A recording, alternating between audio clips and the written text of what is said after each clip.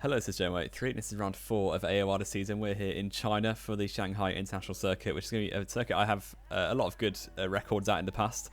I won my first ever race here back in Season 12 a long time ago, and yeah, here we are this season in Season 20, and after the back-to-back victories in the last 2 races in Bahrain and Hanoi, I'm hoping for another good performance, although I already know that this track is not very strong for me anymore in terms of pace. Because it's an absolute pad track and a half. Like, genuinely, the pad is really quick around here compared to the wheel, which I'm on. And also, before the race, I was having quite a few wheel issues. My pedals were not working as they should have done, but it wasn't too bad. But it cost me a little bit of quality pace, definitely. But in the race, it was pretty much the same as normal. So my first lap was 31.2 in qualifying. Yeah, this is my second lap, and my best was a 29.9, but I didn't really get near that very much. So if I can get anywhere near that, really, even in the 29s at all, I'm very happy with that. But through turn 1 and 2, not the best run ever through there. You can see I'm a tenth and a half down on my previous lap already, but the traction out of turn 4 looks okay, pretty much level with my previous time in sector 1. As the split comes up now, we can see how far off we are. We're 3 tenths off on the Giant already, who's not even leading. So yeah, it looks like not the best lap already, but through the exit of turn 6, done pretty well there, gained a couple of tenths on previous. And through his high-speed left-hander, turn 7 and turn 8. Very nice to drive. This is the only wheel corner on the entire track, really. And then into the next corner, second gear maybe, no, keeping it in third on this occasion for the better rear end. And then on the exit, trying not to track extend. And still just 2 tenths up, so it's not looking fantastic. But it says we're purple in the middle sector. I struggle to believe that, really. But through the Snell section now, second gear, almost on those curves. Not the best run ever through there, but decent, and short shifting a little bit through the gears to not get any traction loss. And onto the big straight now, and 3.5 tenths up. So it's looking okay. It'll definitely be in the 30s, but that is, yeah, not ideal.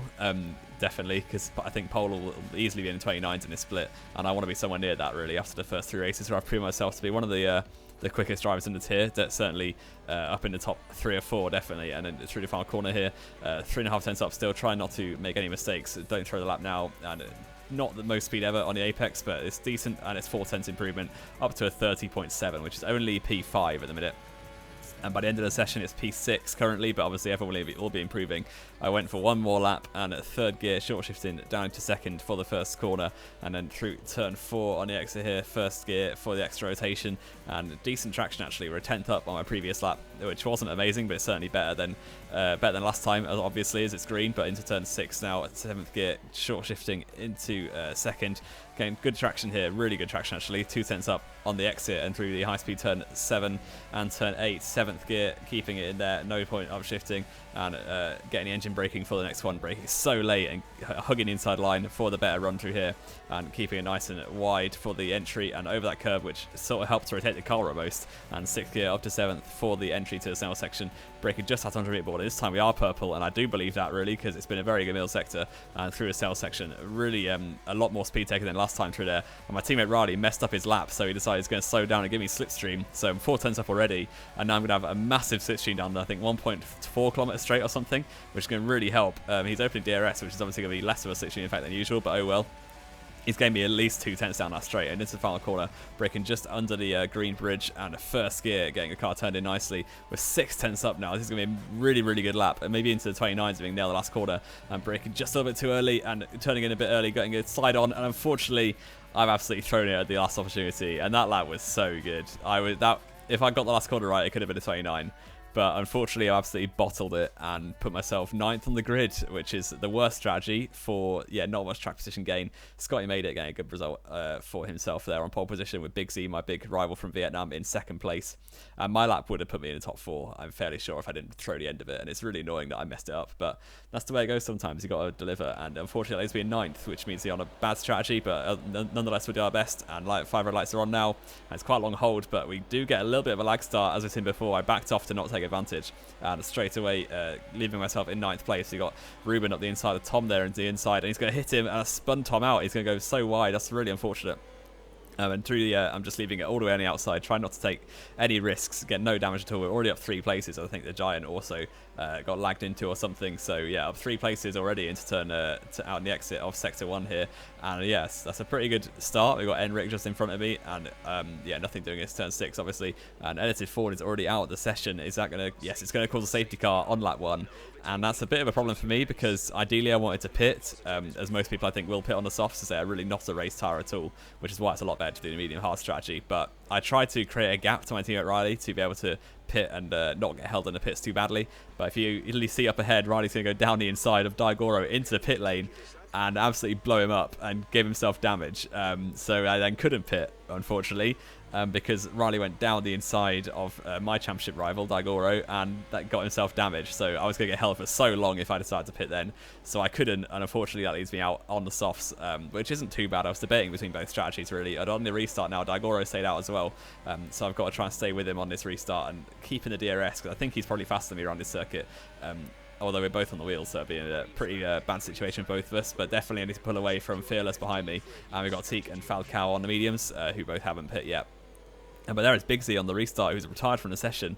I think he got spun out by someone, but either way, that's him out of the race. And he was one of the drivers who stopped for hards, who was going to try and go into the end. But I had to do the strategy. But luckily, I was able to stay with Daigoro for the DRS. The DRS is enabled now on lap 6, which means that I'm going to be dragged along. And you see the gap to the cars behind is 2.5 seconds. So my pace does seem very decent on his softs so far. And then through the, we've got DRS, which helps drag me along on the straights and just stay with Daigoro, who I think is faster than me at this stage of the race. But on lap 6 now, my tyres were still actually doing okay, which is nice. But Daigoro apparently wasn't doing okay on his tyres, so he's going to pit this lap. And leave me in the lead of the race with no DRS anymore after this straight. But my tyres there, you can see 45% on lap 7, which is absolutely fine. I was thinking about trying to stretch it to go mediums, but that just wasn't really possible because a few laps later, they're over 60%. You can see the indicator is red, which means my tyres are getting close to the end of their life. But I was able to go 3 laps longer than Daigoro. And give myself a bit of a better chance on the hard tyres. Obviously, every extra lap I did in the first stint meant that it would be easier with tyre wear towards the end and just give me a bit of an advantage to have the fresher tyres. But we are going to put into the pits this lap. Scotty was only 4 seconds behind me on his hards. He's going to the end. He was the leader of the drivers who pit under the safety car. So yeah, I'm going to have to close in an entire pit stop if I want to have a chance of winning, which I don't think will happen given how quick he was in qualifying, but either way, we'll give it a good shot. And onto the hard tyres, is going to leave me out close to the Giant, actually, you can see in the minimap. The top 8 to roll in a bit of a train, which is a long way up the road now, but the Giant is going to be out just ahead of me, and I'm going to be out ahead of Daigoro, just about ahead of Daigoro. He had a 5-second penalty, which he served in the pit stop, which really helped me out because, yeah, otherwise he was definitely going to get the undercut on me. But I've actually jumped him because of that, despite me going 3 laps longer. So very good stuff there from the Alfa Romeo boys. And we've got the Giant up ahead, who's AI mode but isn't ghosted, so I don't quite know what's going on. But it's turn 6. I was trying to send it down the inside because he's an AI, but he's gone defensive, which means he's going to brake so early, going to have to swing to the outside line and go all the way around the outside. Can we pull that one off? Absolute scenes if we do, and yes. I'm not entirely sure how good that move actually was because it was on an AI car, but either way, I'll take it. It was a very good move to get past him as soon as possible. Daigoro hasn't been able to get past him as soon as possible. He's actually battling Giant very hard, and that's going to leave me with a 2-second gap already on Daigoro, which was very good because he was definitely within my DRS, but now the gap is huge, so that's going to really help me out pulling away from him, definitely. And yeah, on the lap 16, a long way into the race, a few of the medium runners have pit already. The last few are pitting right now with Tom and Ruben. In the pits for the hard tyres, I believe, or maybe they pit for mediums under the safety car and they're pitting again. I don't know, but either way, we've got Enric and Scotty made it. I think both going to the end on their hards. They pit under the safety car, and I've been able to close in Enric quite a lot because the gap was about 10 or 12 seconds after the stop.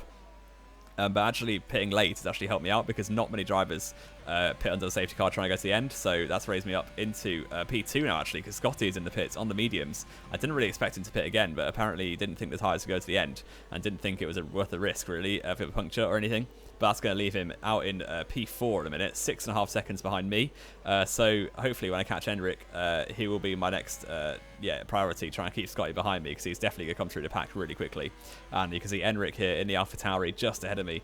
He has been on those hards since the end of lap 1 because he pit under the safety car right at the start. And yeah, somehow this race has played out into my advantage because I really expected to be like 8th or 9th after all the pit stops played out, but apparently everyone who pit under the safety car got a bit screwed in some way or another. My teammate Riley disconnected. Bigsy obviously had that spin. Scotty, I think, is the only one who's actually had a clean race out of the top few drivers. But meanwhile, Enric just ahead of me has had a clean race as well, but his pace isn't quite there at the front. That's allowed me to catch up, and now with DRS open, it's going to be a fairly easy move up into the lead of the race. And we've got, you can see the gaps, we've got Daigoro 2.7 seconds back, and we've got Scotty, who's the one to keep an eye on, definitely on his fresh mediums. With 10 laps to go, he is 4.5 seconds behind me. And yeah, by the end of lap 24, 5 laps later, roughly, he is well within my DRS range now. He wasn't close enough on this occasion, but it's going to be very difficult to keep him at bay for the next 5 laps. And on the exit of the hairpin, you can see his traction is very good. He's at within half a second easily, and down towards the start-finish straight. He's going to be having the DRS open. Obviously, I don't think anything will happen into turn 1. I've also been able to save my battery quite well. My consistency, I was just running my own race, really, trying to keep the pace up without using too much ERS or anything. But unfortunately, Scotty has just had that bit extra pace in me, so it's going to be a pretty tall order to try and keep him behind. But I'll do my best, try and hold on for a victory, which I was very unexpected after I qualified 9th. And yeah, I got absolutely screwed, I thought, by strategy, but apparently the strategy has played into my hands quite well. But Scotty, meanwhile, got an absolute run out of turn 4 down towards turn 6, going to swing to the outside line and go defensive, switching down into second gear, trying to leave space on the outside. It's going to be very close on the exit here with his pad traction and the better tyres, definitely at this stage of the race, and into turn 7. Side by side with the Williams driver. I think he backed out of that one because he thought there was a little bit too much to lose. He's probably going to get me anyway because my tyres are getting close to the end of their life. Obviously, they're doing all right because I picked very late in the race, but his are so much better at this stage and a softer compound as well. And through the high-speed middle sector, nothing really doing for him, but into the Snell section now, if he can stay close enough, he's definitely going to have a chance down the straight with DRS once again. But actually, through the Snell section, got a pretty clean run there, and maybe he isn't close enough, but we'll have to wait and see once DRS becomes enabled. But my exit has been absolutely unreal, and I've put it into overtake nice and early and got a half-a-second gap, and actually, even with the DRS, he was not close enough to make anything happen on that occasion. But that was just delaying the inevitable, really. We all know that 1 lap later, he's well within DRS. After not fighting through the middle sector, he's been able to stay a lot closer. And unfortunately, that is going to give him a big chance to overtake down the straight. And he's only 3/10 back at this stage. And once the DRS gets opened, he's going to breeze past, let's be real. And unfortunately, looks like second is all I can hope for this race, is he's going to go flying past. Absolutely fair enough. You know, he's had the pace all race. Did the, I think the optimal strategy maybe. The 1-stop was decent, but I think the 2-stop, definitely pitting under the safety car, was the right thing to do. Obviously, I would have done it, but I couldn't because the situations didn't play out into my advantage. But either way, I would happily take second place after qualifying 9th and getting a little bit lucky with the strategies. I guess Big Z was unlucky to crash out, and Riley obviously disconnecting helped me quite a bit. But my pace was very good as well, and coming across the line for P2, setting a PB on the final lap after burning all my ERS I had left. And we had 5 seconds back to the next bunch of cars, which is pretty good. And you can see us on the podium there. Scotty definitely deserved that victory. His first win of the season. I think his first podium of the season as well.